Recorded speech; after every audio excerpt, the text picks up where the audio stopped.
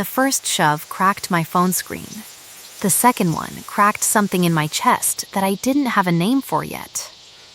3 weeks, Denny Argyle said, 3 weeks. Close enough that I could count the broken capillaries in his nose. 3 weeks we've been patient, Miss Finch. Patience runs out. I had $11 in my checking account and a dead father's debt sitting on my shoulders like a coat 2 sizes too heavy. Behind Denny, a second man leaned against the dumpster, arms crossed, in no hurry at all, because men like that never had to hurry. The alley off 9th ran wet and orange under one dying street lamp. I had walked this way home from the library 400 times. I had never once thought it would be the place I got hurt. I don't have it, I said. I told the last man. I told the man before him. I don't have $22,000 sitting in a drawer. Then find a drawer. Denny smiled with teeth that had cost somebody money. Or we find something of yours worth $22,000. A kidney's worth more than that on the right night. My back hit brick, cold, wet, real. My hands were shaking so hard the phone slipped once before I caught it against my hip. I did not look at Denny. I looked at the screen, spidered glass fracturing the numbers, and I typed with a thumb that would not hold still, Help him on 9th by Warwick, they want stop please, somebody.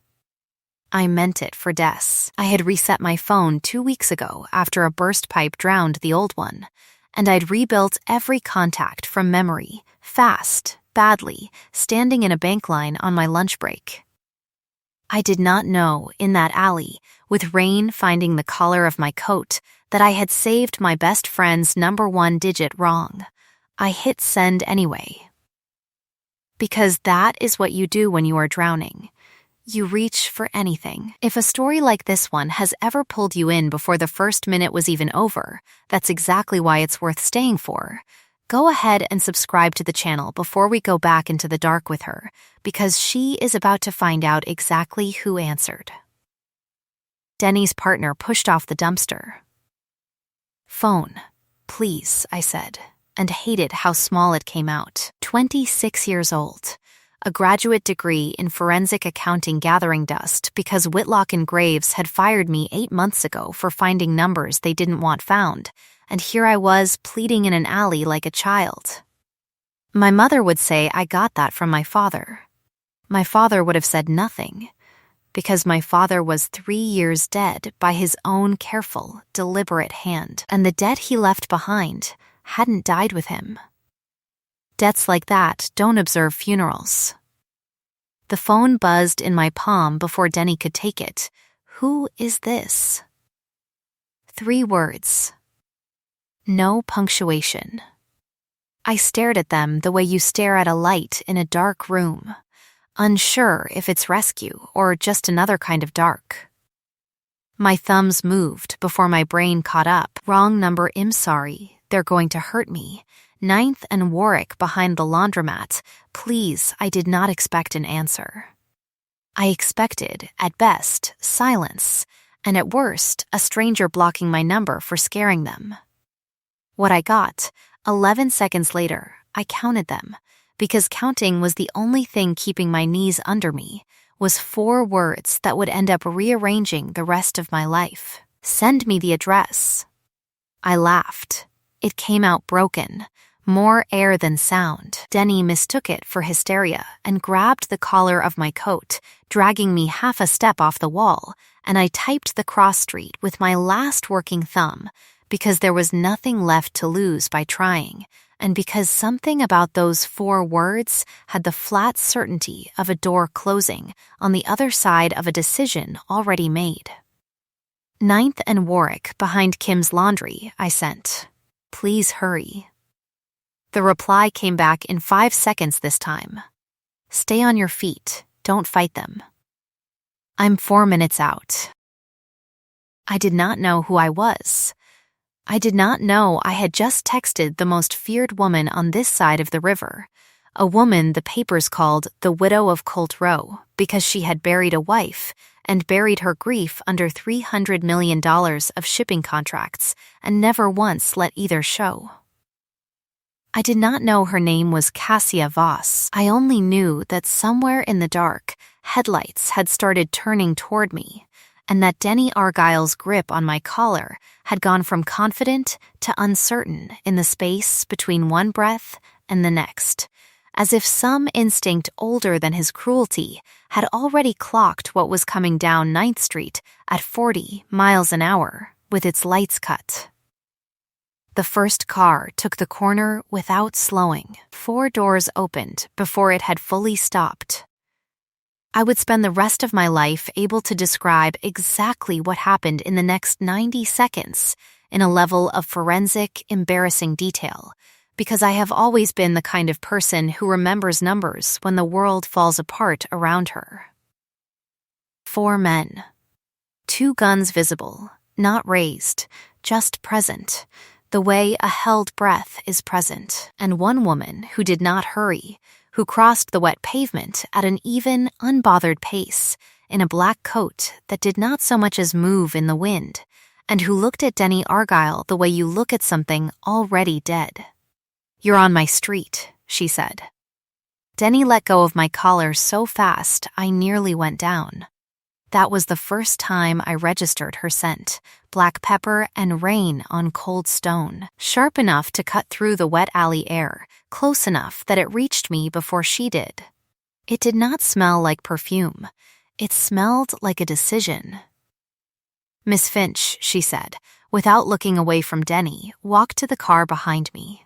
Now, I looked at Denny Argyle bleeding confidence into the gutter, and I looked at the woman who had said send me the address to a stranger's panicked text like it cost her nothing, and I did the only sane thing left to do.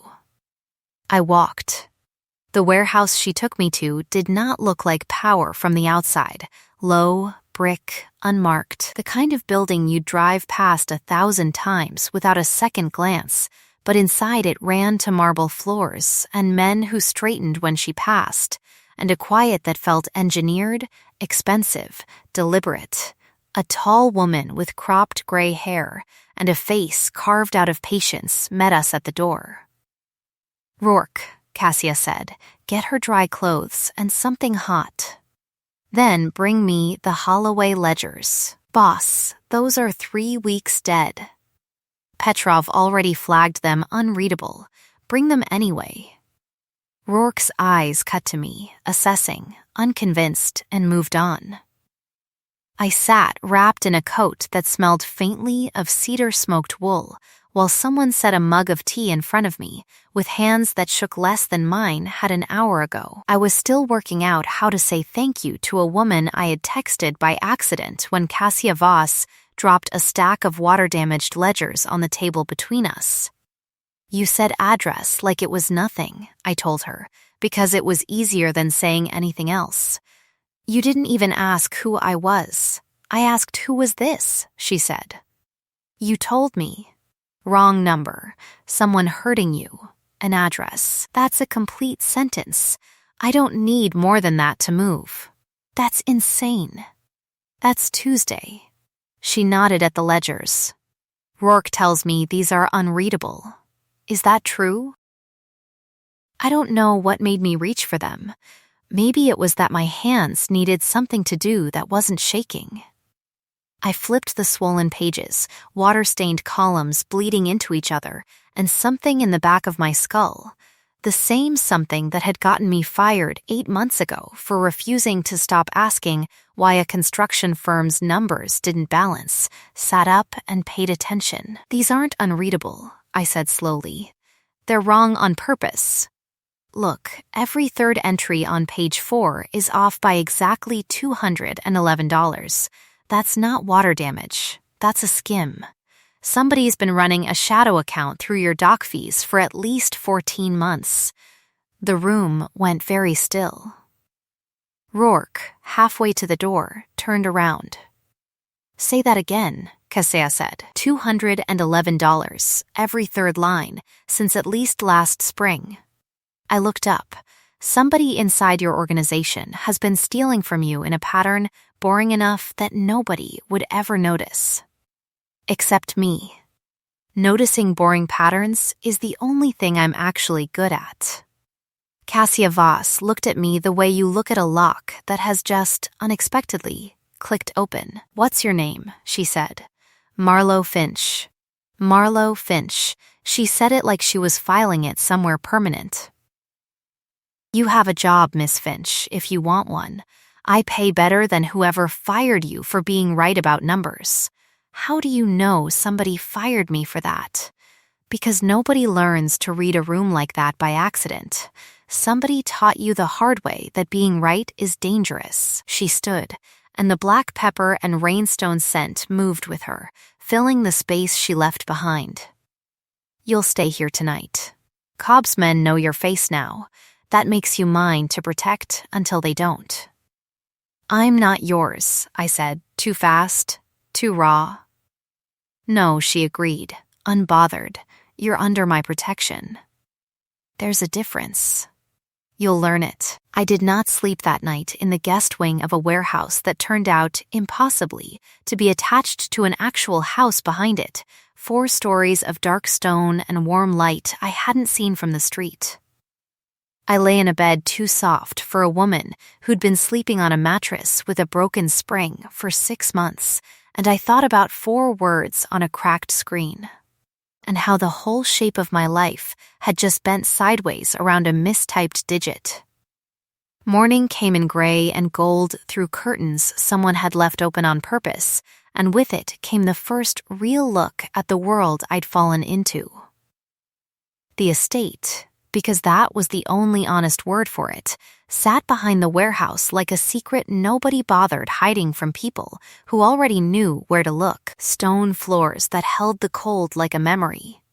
A kitchen the size of my old apartment, empty except for a woman named Priya who eyed me over a coffee pot the way you'd eye a stray that had wandered somewhere it didn't belong.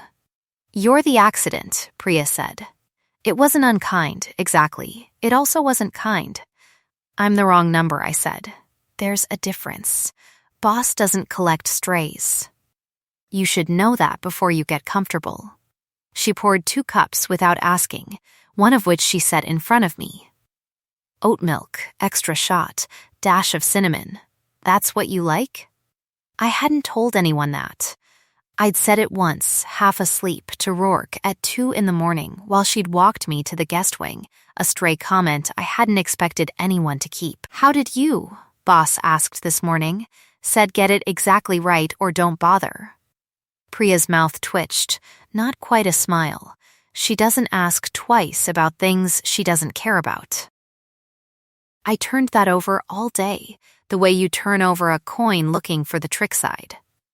Cassia found me in the study that afternoon, buried in the Holloway ledgers with a legal pad covered in my own shorthand, and she didn't say anything about the coffee. She set a plate of food at my elbow instead, not sent with staff, carried herself, and stood a moment too long before she left. Like she was deciding whether to say something and deciding against it. "You haven't eaten today," was all she said. I forgot. Don't. A pause. There's a kitchen full of food in this house, and a woman across from you who's noticed you forgetting things like that before. Eat. It was not romance. It didn't feel like romance in the moment. It felt like being managed, the way a general manages supply lines. But that night, I lay awake turning the word noticed over and over, and I understood, distantly, that I was in more danger from this woman than I had ever been from Denny Argyle in that alley, and none of it involved a debt.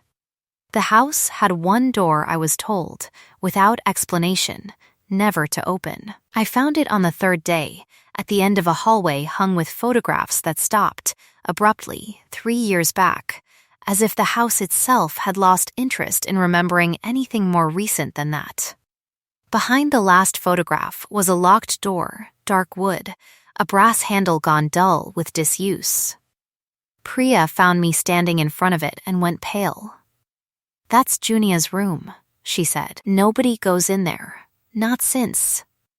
"Since what?" Priya's mouth closed like a door of its own. Ask the boss. Or don't. Your choice, but I'd choose don't if I were you. I chose don't for 4 more days until my hand brushed Casillas over a ledger page and neither of us pulled away fast enough, and something crossed her face that looked, for one unguarded second, like grief standing right behind desire. Cassia, it was the first time I'd used her name without a title in front of it. Who was Junia? Her jaw tightened. Not tonight. You keep every room in this house lit except that one hallway. I said not tonight, Marlo. Her voice hadn't risen, but something in it had gone flat and final, the tone of a woman closing a door she'd built with her own hands. She stood. There's a council meeting across the river tomorrow. Silas Cobb wants a sit-down about his missing collector. Denny Argyle works for Silas Cobb. You should know exactly whose attention you've drawn, Miss Finch, before you ask me about locked doors. She was already at the doorway, already retreating behind the version of herself that ran an empire, instead of the one that had carried me a plate of food with her own hands. Cobb doesn't forget a face that cost him money. And you cost him a collector he can't replace, and a ledger discrepancy he can't explain. He'll come for you again. Next time, it won't be an alley. She was gone before I could answer, and I sat alone with the ledgers and the locked door down the hall and a scent of black pepper and rain-wet stone still hanging faint in the room, and I understood that whatever I had walked into, it was bigger than a debt and older than me. The parcel arrived 4 days later with no return address, delivered to the estate's front gate by a man who left before anyone could stop him. Inside, wrapped in plain paper, a photograph of my mother's house on Delacroix Street, taken from across the road, time-stamped that same morning. Nothing written. Nothing needed to be. I found Rourke first, because Rourke didn't flinch at things, and even Rourke went quiet holding that photograph. He's telling you he knows where your family sleeps, Rourke said finally. Cobb doesn't send warnings for fun. He sends them because he's decided you're worth the effort of scaring. Where's Cassia? Council business. Won't be back before dark. Rourke studied me, something shifting behind her patient, weathered face. You should know something, Finch, since you're clearly not leaving. 3 years ago, Cassia had a wife. Junia, sharpest woman I ever worked under besides the boss herself, ran logistics for half this operation. Cobb's mentor, Old Man Holloway, before Cobb inherited the book, ordered a hit over a shipping route dispute. Junia was in the car. The name landed in my chest like a stone dropped down a well, the sound of it arriving long after the weight had already sunk. Cassia's coldness, I said slowly, isn't a personality. It's a scar. It's armor, Rourke said. Her mother built this empire on the doctrine that love gets people killed. Cassia buried her wife and buried that lesson right along with her, and she's been living inside it ever since. First time I've seen her carry a stranger's coffee order in her own head since Junia died. Rourke's eyes were sharp now. Not unkind, just honest. You should know what you're standing next to, is all. Cassia came home after midnight, and I was waiting in the study with the lamp still on, the photograph of my mother's house on the table between us, like an accusation. Rourke told me about Junia, I said, before Cassia could retreat behind the doorway again. She didn't move for a long moment. Then she crossed the room and sat, heavily, in the chair across from me, and for the first time since the alley, she looked less like the widow of Colt Row, and more like a woman who had simply run out of places to put her grief. Cobb's mentor killed her, Cassia said. I killed him for it. That didn't fix anything. It just meant I had an empire and nobody to run it toward. Her eyes found the photograph. Cobb inherited the operation and inherited the grudge along with it. He's wanted this seat back since the day I took it from the man who murdered my wife. You walking into my life with a wrong number is the excuse he's been waiting for. I'm sorry, I said. For all of it. Don't be sorry. Be careful. But her hand found mine across the table, and this time neither of us pulled away, and the ache in her voice was the first true thing she'd let me hear. I told myself I wouldn't do this again, care about something Cobb could use against me. And now? Now there's a photograph of your mother's house on my table, and I find I don't care what it costs me to keep both of you breathing. Her thumb moved once, slow, across my knuckles. That should terrify me more than it does. It was 2 nights later that Cobb's men came for the estate itself. They hit the perimeter fence at 2:47 in the morning. I know because I was awake, because sleep had stopped coming easy since the photograph, and I was counting the seconds between the first shout outside and the moment every light in the house went dark on Rourke's command. Gunfire, distant, and then not distant enough. Cassia's hand closed around my wrist in the dark hallway and pulled me into the reinforced safe room behind the study without a word, and I understood in that moment exactly how many times she must have rehearsed this exact motion in her head, waiting for the night she'd need it. The room was small. Steel walls, a single low light, the muffled sound of chaos outside going on without us. Cassia stood between me and the door with a gun in her hand, and her whole body angled like a wall built specifically to keep the world off me, and I watched her count the shots outside with the same rigid stillness I used to count numbers in a ledger, like counting was the only thing that kept either of us upright. How many? I asked. 6 so far. Rourke's handling it. You're not going out there? Not while you're in here alone. Her jaw was tight enough to crack. I made a mistake 3 years ago. I went out to handle a problem myself and came home to a house that would never be the same. I don't repeat that mistake. The gunfire thinned, then stopped. Rourke's voice crackled through the calm on Cassia's collar, perimeter secure, 2 of Cobb's men down, 2 fled, and something in Cassia's shoulders came down half an inch, just enough to notice. She set the gun aside. Her hands were not quite steady, and I had never once seen them anything but steady. You're shaking, I said. I don't shake. You are right now. She didn't deny it a second time.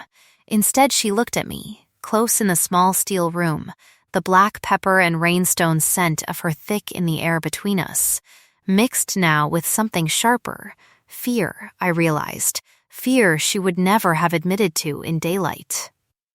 Tell me to stop, she said quietly, and I will. Right now, before I do something I can't undo. Don't stop, I said. Her hand came up slow, giving me every second in the world to change my mind, and cupped my jaw the way you'd hold something you were afraid of breaking. When she kissed me, it was not the kiss of a woman who ran an empire. It was the kiss of a woman who had spent 3 years convinced she'd never allow herself this again, and had just discovered she couldn't hold the line any longer. That answer should not have warmed me the way it did. I whispered against her mouth, given that people were shooting at us 4 minutes ago.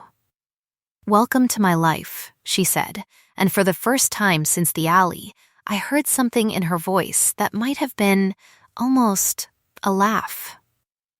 We didn't leave the safe room until dawn found the windows gray and gold again, and somewhere in those hours she opened the door at the end of the hallway for the first time in 3 years, and let me stand in it with her, a room preserved exactly as it had been left, a woman's coat still hung by the door, a record player gathering dust on a low shelf. She loved music nobody else could stand, Casa said. Told her it sounded like a cat fighting a violin. She never stopped playing it just to annoy me. My father had a record player like that, I said. I couldn't sell it after he died. Couldn't listen to it either. It's still sitting in a storage unit I can barely afford. What happened to him? He owed money he couldn't pay and decided the only way to stop owing it was to stop existing. I hadn't said it out loud to anyone. Not even Des. I've spent 3 years being angry at a dead man for leaving me his debt instead of anything else. Then I met a woman who runs toward danger instead of away from it, and I keep thinking, maybe that's what I needed to learn. That some people run toward the people they love instead of away. Cassia's hand found mine in the doorway of a room she hadn't let anyone stand in for 3 years. "I'm going to get your father's record player out of storage," she said. "You shouldn't have to keep paying rent on the only piece of him you have left." It was such a small thing to promise. It undid me more than the kiss had. We had 4 good days after that, 4 days of cooking together in a kitchen too large for 2 people, of Priya softening by careful degrees, of Rourke saying once, dryly, that in 15 years she'd never seen the boss wait for anyone the way she waited now for me to finish my coffee before leaving a room. 4 days I would spend the rest of my life grateful for, because of what came on the 5th. Des didn't answer her phone all morning. That wasn't like her. Des answered everything, texted back before you'd finished typing, called it her one redeeming trait. By noon, I had called 9 times. By 2, I had a text. Not from Des. "I have your friend," it read. "She was easier to find than you were once I had your mother's address to work backward from. You have until midnight to bring me the Holloway ledgers and every copy you made. Come alone. Tell no one, or I'll find out exactly how loyal a wrong number can make a woman." There was a photo attached. Des, blindfolded, hands bound, sitting on a concrete floor I didn't recognize. I should have gone straight to Cassia. I understand that now with a clarity that still makes my stomach drop, but panic does not reason the way calm does, and I had spent my whole life being the responsible one, the one who fixed things quietly so nobody else had to carry the weight, and some old, stupid, loyal part of me thought I could trade a stack of papers for my best friend's life and be back before anyone noticed I'd left. I made it 4 blocks from the estate before the van pulled alongside me. I didn't even see the man who grabbed me. I only remember the ledgers scattering across wet pavement and a cloth over my mouth that smelled like chemicals, and the last clear thought I had before the world went dark was that I hadn't told Cassia I loved her yet, and now I might never get the chance. I woke on a concrete floor with my wrists bound and Des 6 feet away, blindfold gone. Both of us blinking in a bare bulb's weak light inside what looked like a shipping container repurposed into something worse. Des's face, when she saw me awake, crumpled with relief and fury in equal measure. "You absolute idiot," she said. "You came alone?" I panicked. You panicked forensically, apparently, because there's a stack of paperwork over there you'd apparently die before leaving behind. Des nodded toward a corner, where a battered folding table held ledgers, invoices, a laptop left open and careless, the sloppy, arrogant clutter of men who had never once believed anyone could read what they'd tried to hide. Cobb's guys aren't half as careful as your girlfriend's people.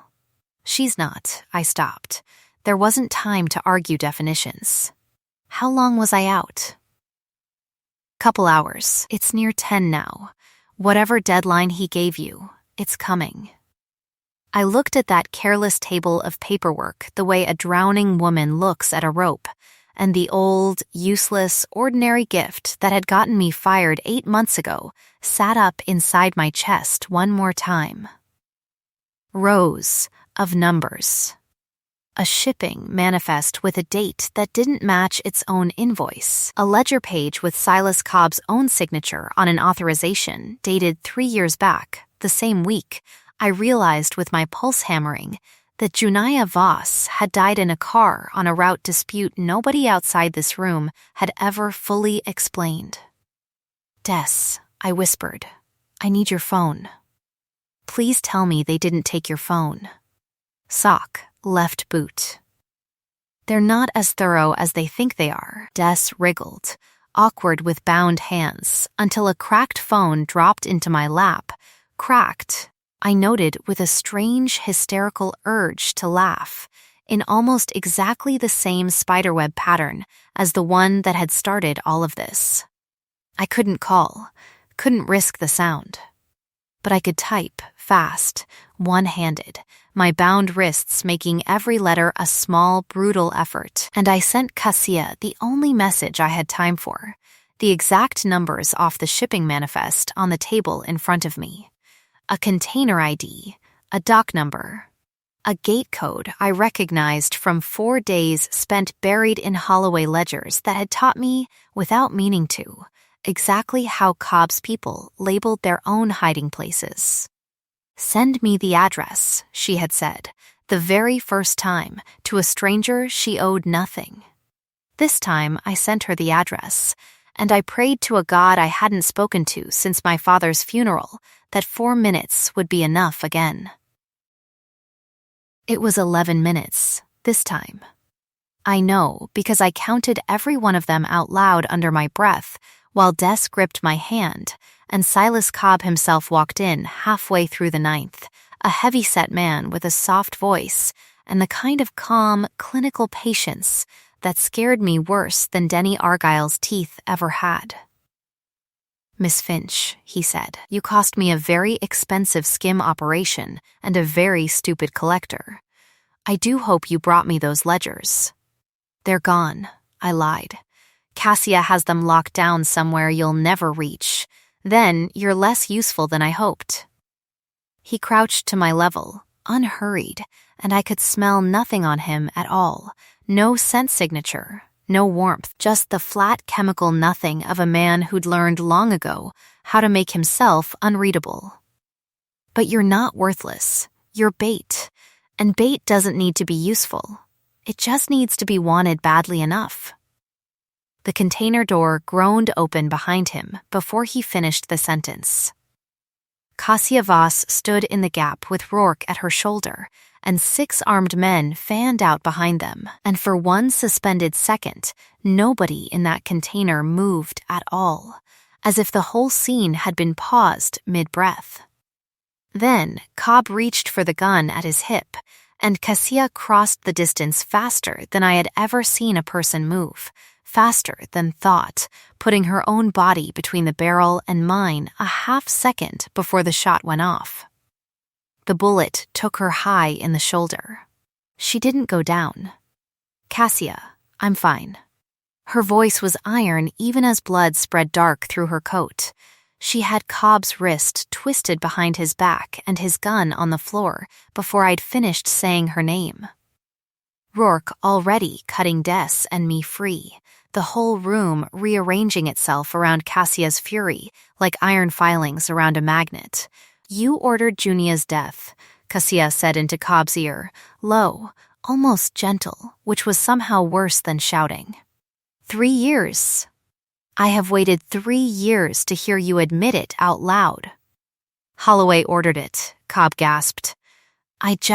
You inherited the order and kept the debt collector who carried it out on your payroll. That makes it yours." Her grip tightened. I watched her hand shake, not from fear this time, but from a fury 3 years deep that had never once been allowed to spend itself. I watched her decide, in real time, whether to become the thing her mother's doctrine had always told her strength required. "Cassia," I said her name once, quiet, steady, the way you'd talk someone back from a ledge. "Don't. He's not worth what it would cost you." Her eyes found mine over Cobb's shoulder, wild for one raw second before the iron came back down over them. "He'll answer for this in front of everyone who ever feared him," I said, "and it'll last longer than a bullet would. Let me finish this the way I know how. Let the numbers convict him." Something in her chest seemed to unclench. She let Cobb drop to the floor, unconscious from Rourke's fist rather than anything final, and reached instead for me, blood-slick hand and all, checking my wrists, my face, my breathing, with a desperation that had nothing left of the Ice Queen the papers loved to write about. "Don't ever do that again," she said against my hair. Don't ever go alone. I love you, I said, because it seemed, suddenly, like the only sentence left worth saying in a shipping container at midnight. I should have said it before I did something so stupid. I love you too, Cassia said, which is exactly why I'm furious with you. And even bleeding, even shaking. She laughed, a real laugh, rusty from disuse. And I decided right there on a cold concrete floor that I would spend the rest of my life trying to earn that sound again. The council convened 6 days later in a room I'd only ever heard about in whispered fragments from Priya and Rourke. A long table, 12 chairs, representatives of every territory that answered, in one way or another, to the fragile peace Cassia's mother had built, and Cassia had spent 3 cold years maintaining alone. I stood at the head of that table with a folder of my own careful work in my hands and my heart going so hard I could feel it in my teeth, and I did the only thing I had ever been good at. I told them the truth in numbers. I laid out 14 months of skimmed doc fees, traced through 3 shell accounts, back to Silas Cobb's own authorization signature. I laid out a shipping manifest dated the same week as a fatal route dispute 3 years prior, its numbers altered just enough to erase a paper trail that led, unmistakably, to an order Cobb had signed himself. I laid out, at the very end, almost as an afterthought that landed like a thunderclap, the name of the accounting firm that had laundered a portion of those funds through legitimate city contracts, Whitlock and Graves. The very firm that had fired me 8 months earlier for asking why their numbers didn't balance. I was let go, I told the room, for finding exactly this pattern in a smaller, cleaner version. My old employer called me paranoid, called me difficult. I'd like the record to reflect that I was neither. I was right. Cobb, seated in restraints at the table's far end, had nothing left to say. His confession, when it finally came, dragged out of him not by threat, but by the plain, patient weight of evidence he could no longer argue with, was the ugliest thing I'd ever heard a person say out loud, a slow unspooling of greed and inherited cruelty, and a total absence of remorse for a woman named Junia Voss, who had never done anything to him except stand in the way of a shipping route he wanted. "You're finished," Cassia told him, once the last confession had been dragged into the record. "Not by a bullet, by the truth. That's a worse death for a man like you, and you've earned every second of it." The council stripped him of his territory before the meeting ended. The city's actual authorities fed an anonymous, meticulously documented tip a week later, finished the rest. Denny Argyle, last seen fleeing the state, was picked up 11 weeks after that, trying to cross into Canada with a duffel bag of cash and no plan beyond outrunning a woman he should have feared from the very beginning. Whitlock and Graves collapsed under its own laundering scandal within the month, its partners scattering. Its name a punchline in every accounting circle I'd once wanted so badly to belong to. That night, in the quiet after, Cassia knelt in front of me in the room that had once belonged only to grief, the record player finally restored and playing something soft and strange behind us, and asked me, with her scarred shoulder still healing under her shirt, whether I would let her claim me. "Tell me to stop," she said, "one more time, and I will." "Ask me with your words," I said, echoing the very first thing she'd ever asked me without knowing it would become a ritual between us. Marlowe Finch. "Will you let me mark you as mine, in front of everyone who's ever doubted either of us, and let me spend the rest of my life proving I deserve it?" "Yes," I said, and meant it with everything the alley off 9th Street had once tried to take from me. The bite, when it came, was gentle, deliberate, asked for 3 separate times before she ever let her teeth find my skin, and the bond that opened between us afterward felt less like being claimed and more like a door finally, fully, opening both ways. The wedding happened on a green-lawned afternoon 8 months later. Small, fierce, exactly the size two women who trusted almost no one would want it to be. Des stood beside me, alive and whole, and insufferably smug about having predicted the whole thing from the start. Rourke stood beside Cassia, and when the officiant asked if anyone present could speak to the character of the bride, Rourke said, without being asked twice, that in 15 years she had never once seen Cassia Voss wait for another living soul the way she had waited, patiently, completely, for me. "I promise," Cassia said in her vows, "to always answer when you send me the address, whatever that address turns out to be. A warehouse, a shipping container, a kitchen table at 2 a.m. I will always come. And I promise," I said, "to stop sending it to the wrong number from now on." The room laughed. Cassia didn't. She just looked at me the way she had that very first night, across a table of ruined ledgers, like she'd already decided I was worth building a life around before either of us had a word for it. A year on, the house behind the warehouse had a green door I'd chosen myself, and a garden Priya swore she only tended out of professional obligation and clearly loved, and my father's record player sitting proudly in a living room that had once belonged only to sorrow. Silas Cobb sat in a cell 200 miles away, his empire dismantled brick by brick by the very council he'd once hoped to rule. Denny Argyle was somewhere doing considerably less comfortable time. My old firm no longer existed in any form worth naming. The old, cracked phone that had started it all sat in the top drawer of our shared desk, powered down, screen still fractured in that same spiderweb pattern, kept not out of sentiment for the object, but for the 4 words it had once carried across a city to a stranger who decided, without hesitation, that a wrong number deserved to be saved. Some mornings I still wake before her, in the gray-gold light this house seems to specialize in, and I watch her sleep with her scarred shoulder bared and her guard, finally, fully down.